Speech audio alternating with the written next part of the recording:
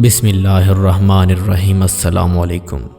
آج کا واقعہ بہت مختلف ہے جس کو سن کر آپ کے رونگٹے کھڑے ہو جائیں گے۔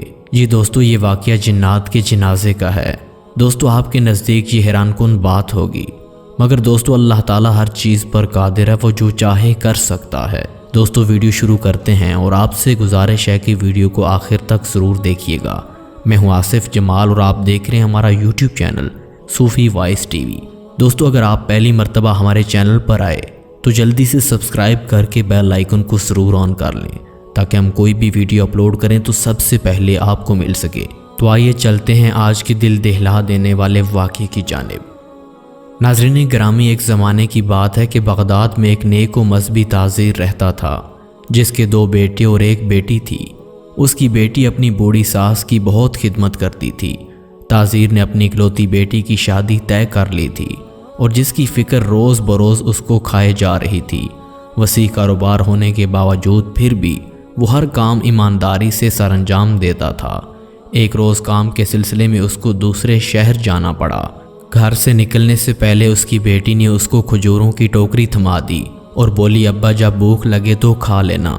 تاجر 3 دن سفر کرنے کے بعد دوسرے شہر پہنچ گیا، اپنا سامان بیچ دیا اور نیا سامان خرید کر اونٹ پر لاد دیا اور گھر کی طرف روانہ ہو گیا۔ ناظرین گرامی، واپس آتے ہوئے تاجر کی تقدیر بدل گئی۔ جس راستے سے وہ آ رہا تھا اس راستے پر خطرہ تھا، جس کی وجہ سے اس کو دوسرا راستہ اختیار کرنا پڑا جو کہ کافی طویل تھا۔ ریگستانی راستے سے گزرنے کی وجہ سے دور دور تک کچھ دکھائی نہیں دے رہا تھا۔ گرم ریت، تپتی ہوئی سورج کی روشنی اور پیاس کی شدت اس کی رکاوٹ بن رہی تھی۔ تاجر اپنے قافلے سے بولا، ہم کچھ دیر یہیں قیام کریں گے، چلتے چلتے شام ہو جائے گی۔ اس کی نظر پانی کے کنویں پر پڑی۔ ہاتھ میں کھجور کی ٹوکری لے کر تاجر کنویں کے کنارے پر بیٹھ گیا اور چاروں اطراف منظر کو دیکھ کر اللہ تعالیٰ کی قدرت کی تعریف کرنے لگا۔ تاجر کھجوریں کھا رہا تھا اور گٹلیاں اپنے پاس جمع کر رہا تھا۔ نہ جانے کیا سوچ کر تاجر نے گٹلی کنویں میں پھینک دی، جس کی وجہ سے کنویں کا پانی سرخ ہو گیا۔ تاجر یہ دیکھ کر حیران رہ گیا۔ اس نے سوچا کہ شاید یہ شام ڈھلنے اور سورج کے سرخ ہونے کی وجہ سے ہو رہا ہے۔ وہ واپس اپنے قافلے کے پاس چلا گیا۔ رات کو سب نے عشاء کی نماز ادا کی اور سو گئے۔ تاجر اپنی ہی دنیا میں گم تھا۔ اس نے اچانک سے ایک بچے کا جنازہ گزرتے ہوئے دیکھا۔ یہ دیکھ کر وہ ذرا پریشان ہوا کیونکہ ریگستان میں دور دور تک کسی کا کوئی نام و نشان تک نہ تھا۔ خیر پھر تاجر بھی جنازے میں شریک ہو گیا۔ جنازہ ایک جگہ رک گیا اور اس نے بہت سارے لوگوں کو جنازے میں دیکھا۔ جس طرف دیکھتا لوگ ہی لوگ۔ وہ سوچنے لگا کہ اچانک سے یہ اتنے زیادہ لوگ کہاں سے آ گئے۔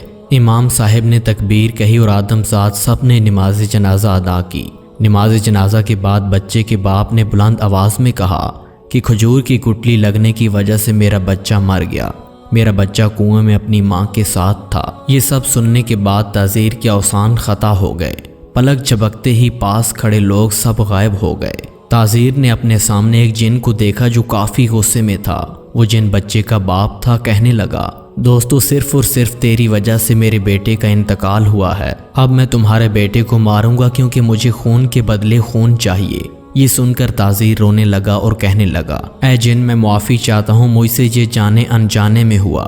جن بولا، اے آدم زاد، اللہ نے تمہیں اتنی بینائی نہیں دی کہ تم جنات کو دیکھ سکو، لیکن تمہیں پھر بھی احتیاط کرنی چاہیے تھی۔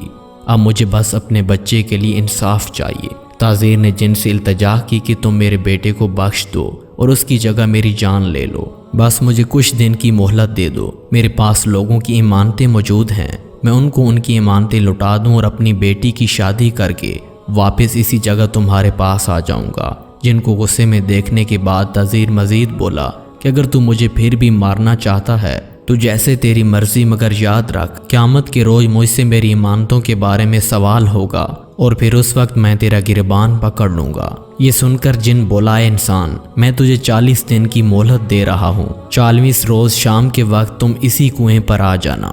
اگر تم نہ آئے تو میں تمہارے خاندان میں سے کسی کی بھی جان لے لوں گا۔ تاجر نے اللہ کی قسم کھا کر وعدہ کیا اور وہاں سے قافلے کی جانب چلا گیا۔ قافلے والے لوگوں نے سوال کرنا شروع کر دیے کہ جناب آپ کہاں چلے گئے تھے؟ ہم نے آپ کو بہت آوازیں دی مگر آپ بس چلتے ہی جا رہے تھے۔ یہ سن کر وہ خاموش رہا اور اگلے روز گھر کی طرف روانہ ہو گیا۔ अब वादा किए हुए 10 दिन गुजर चुके थे मगर उसने अभी तक कुछ नहीं किया था। बस उसको अंदर ही अंदर से ख़ानदान से दूर जाने का गम खाए जा रहा था। रवैया भी काफ़ी तब्दील हो चुका था, जिसको देखकर उसके घर वाले सोचने लगे कि आखिर उनको क्या हो गया है। उनका रवैया देखकर ऐसा लग रहा है कि जैसे अब ये हमसे बिछड़ने वाले हैं। अगले रोज़ कब्रिस्तान से गुजरते हुए उसकी एक सूफी बुजुर्ग बाबा से मुलाकात हुई। तासीर उसके पास बैठकर रोने लगा। सूफी बुजुर्ग बाबा बोले, जो खौफ तेरे दिल में बैठ गया है उसको निकाल दे। तू इसी खौफ की वजह से जीते जी मरा हुआ है। हर जी रूह को मौत का जायका चखना है। मौत एक अटल हकीकत है। खुद आस पास के कब्रों को देख, सिर्फ यही समझ आएगी कि दुनिया दिल लगाने की जगह नहीं है। तू बस अपने अमाल इकट्ठे कर ताकि अल्लाह के यहाँ हाजिर हुए तुझे शर्मिंदगी ना हो। और मजीद बोले, बेटा तुझे अगर इंसानियत चाहिए तो ईमान, खिदमत और मोहब्बत, भलाई इकट्ठी कर। तेरे पास अगर कोई इमानत और कर्ज है तो वो भी अदा कर दे। अगर किसी की दिल आज़ारी की है तो जाकर मुआफ़ी मांग ले और अपने सारे कर्ज अदा कर। अपने बीवी बच्चों को अपना हमराज ज़रूर बनाना। बाबा ने उसको बहुत सारी बातें समझाई और उसको हौसला दिया। उसके बाद ताज़ीर वहाँ से चला गया। ताज़ीर ने बुज़ुर्ग बाबा की बातों पर अमल किया, बेटी की शादी कर दी। बस अब उसके पास 8 दिन रह गए थे। उसने अपनी बीवी और बच्चों को सारा वाक़या सुनाया और कहने लगा, अब मुझे हर सूरत वापस जाना होगा। अगर मैं ना गया तो मैंने जो अपने रब की कसम खाई थी और वादा किया था वह झूठा साबित हो जाएगा। मुझे वहाँ तक पहुँचने में 8 दिन का वक्त लगता है। बस अब मैं जाता हूँ। सब की आंखें नम थीं और उसको जाने से रोक रहे थे मगर वो ना रुका। फिर ठीक 40 रोज़ शाम को वो कुएं के पास पहुँचा और जिन से कहने लगा, ऐ जिन, तेरा बहुत शुक्रिया जो तूने मुझे वक्त दिया। मैंने अपने सारे काम सरअंजाम दे दिए हैं और अपने लिए आखिरत का सामान भी जमा कर लिया और मैं तुम्हारे सामने अब हाजिर हूँ। ये सुनकर जिन बोला, बेशक तूने अपना वादा पूरा किया। अगर तू खुद गर्ज होता तो कभी ना लौट कर आता। तू चाहता तो वादा खिलाफी कर सकता था मगर तू बहुत नेक व ईमानदार है। जिन बोला, मैंने जाने अनजाने में गलती की है और मैं अपनी उसी रब को मानने वाला हूँ। मैं तो इससे बहुत खुश हुआ। अब तू जा सकता है, मैंने तुझे बख्श दिया। जा अपने घर वापस लौट जा। ताज़ीर बोला, मैं अपने परवरदिगार का बंदा हूँ और मैंने जो कसम खाई थी मैं उस कसम से पीछे कैसे हट सकता था। नाज़रीन ग्रामी, ताज़ीर हंसी खुशी दोबारा अपने घर लौट आया और घर वालों के साथ हंसी खुशी ज़िंदगी बसर करने लगा।